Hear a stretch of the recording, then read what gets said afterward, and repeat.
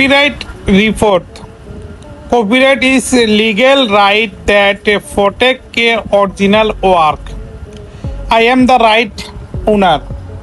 আমাদের এখানে তিনটি অপশন আছে, তাই না? তিনটি অপশনের মধ্যে এখানে যে প্রথম অপশনটা আছে, আপনারা কি করবেন, আপনারা প্রথম অপশনটা সিলেক্ট করবেন।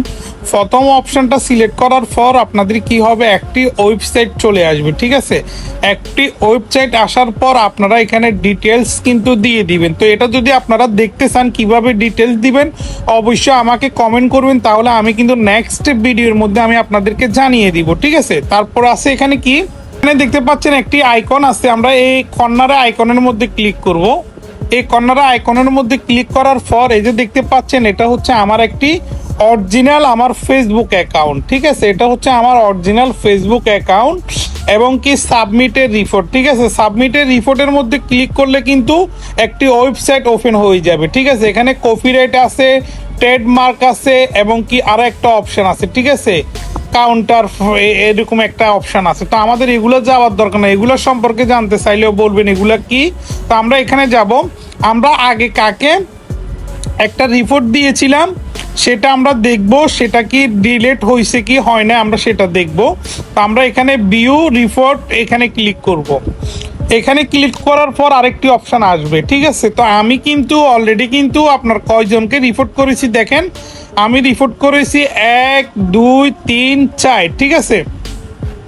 এটা হচ্ছে আপনার 2025 20শে নভেম্বর 2025, এটা হচ্ছে 21শে নভেম্বর 2025, এটা হচ্ছে 24শে নভেম্বর 2025, আর এটা হচ্ছে 21শে মে 2026। তাহলে লং টাইম, ঠিক আছে? অনেক দিন পর আমি গতকাল 21, হ্যাঁ ঠিক আছে, আজকে যেহেতু 22 হয়ে গেছে, আজকে এখন 12টার পর কিন্তু 22 হয়ে গেছে, এটা কিন্তু আমি কালকে করছি। তো আমরা এটার মধ্যে ক্লিক করব।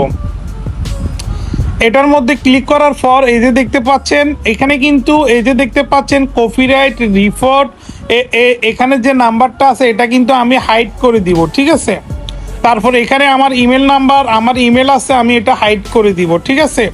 তারপরে এখানে আমি যাকে আমি কপিরাইট দিচ্ছি এটা এখনো অ্যাক্টিভের মধ্যে আছে, ঠিক আছে? এটা যখন ডিলিট হয়ে যাবে ঠিক এভাবে আসবে, দেখেন এটার মতো আসবে। 24শে নভেম্বর 2025 এটার মতো আসবে, দেখেন এটার মতো আসবে, এটার মতো দেখছেন?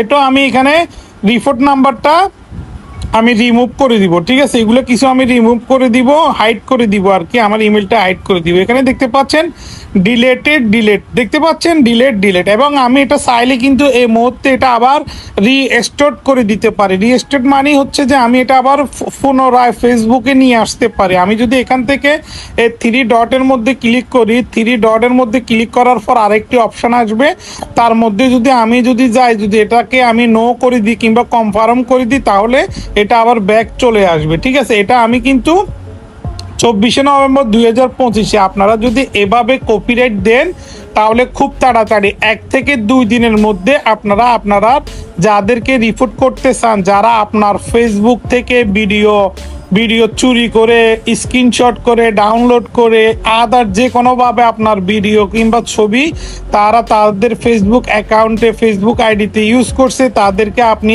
এভাবে চাইলে কিন্তু কপিরাইট দিতে পারেন, ঠিক আছে? তো ভিডিওটি ভালো লাগলে শেয়ার করে দিবেন। Thank you for watching this video. এটা হচ্ছে যে কিভাবে কপিরাইট দিবেন।